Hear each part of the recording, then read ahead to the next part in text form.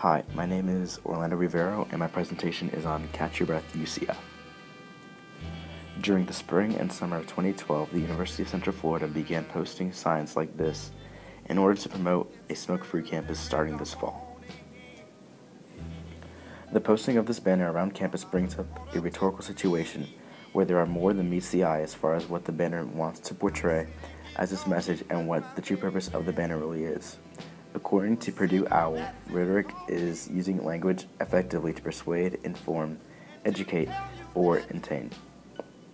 A rhetorical situation is the circumstances in which you communicate. As stated by Bitzer and later explained by Carroll, a rhetorical situation contains an exigence, a purpose, an audience, and constraints, all of which are present in this banner. My thesis is that this banner is not effective for solving its exigence. People still smoke around campus. Case in point, this picture. This was taken outside of my dorm. People are still smoking on campus. In order for the University of Central Florida to promote and enforce a smoke-free environment, they will have to use more drastic measures since this passive attempt to make UCF a smoke-free campus is obviously not working. An exigence, according to Bitzer, is an imperfection marked by urgency.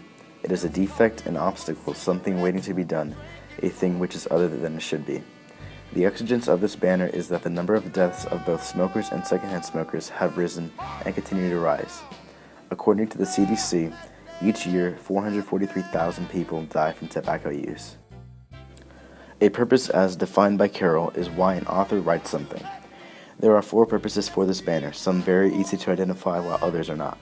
The purposes of this banner is to improve the health and well-being of the students and staff of the University of Central Florida, to set an example for other universities around the nation, to increase student enrollment on campus, and to become eligible for more funding and awards given by anti-smoking foundations and agencies. With UCF being a smoke-free campus, the health and well-being of its students and staff will surely increase. Some of the many benefits of not smoking are reduced risks in gaining high blood pressure and heart disease. Since UCF has the second largest student body in the nation, this puts UCF at the forefront of the campaign for anti-smoking. Catch Your Breath UCF, in time, will set an example for other universities around the nation to follow in the footsteps of the University of Central Florida. Having UCF as a smoke-free campus will help bring more students on campus. The university will be able to provide a cleaner outdoor breathing environment, which is crucial to the health of the students, especially those suffering from allergies or respiratory disorders. Lastly, UCF will now be eligible to receive more funding and awards from other anti-smoking foundations and agencies like the CDC.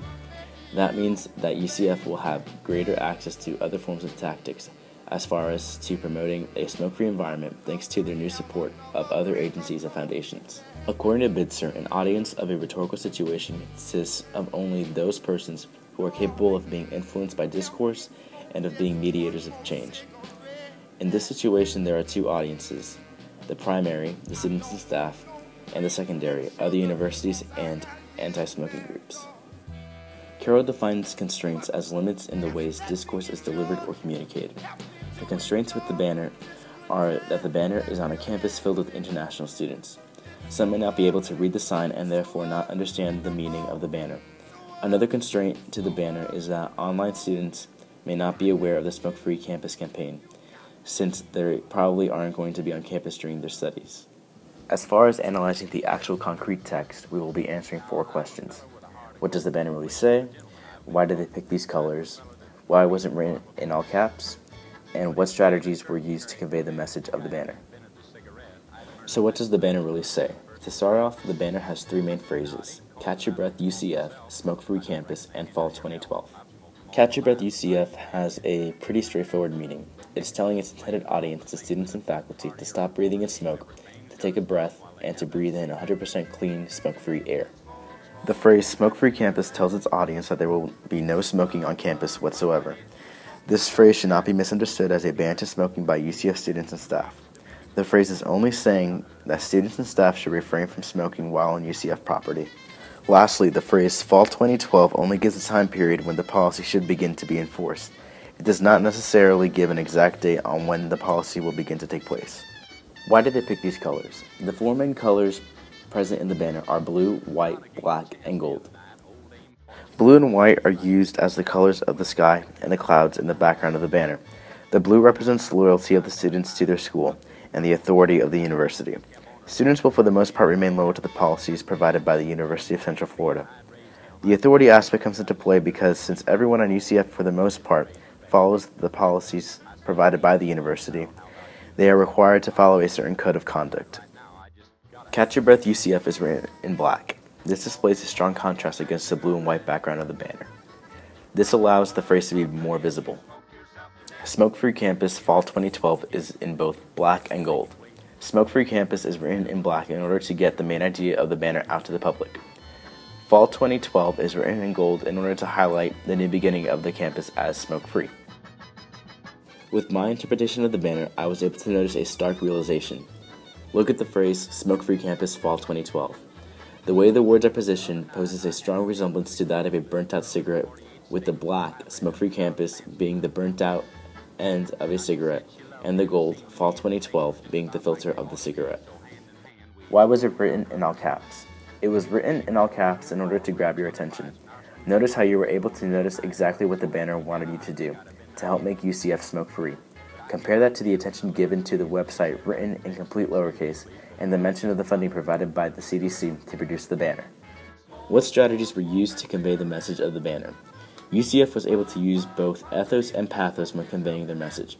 Ethos, as defined by Purdue OWL, is more or less authority and credibility, and pathos, as defined by Purdue OWL as well, is defined more or less as emotion when conveying messages. The banner uses ethos since UCF is in charge of the policies enforced on campus. They subtly use force with their banner as far as how the policy should be abided since the entire banner is in all caps.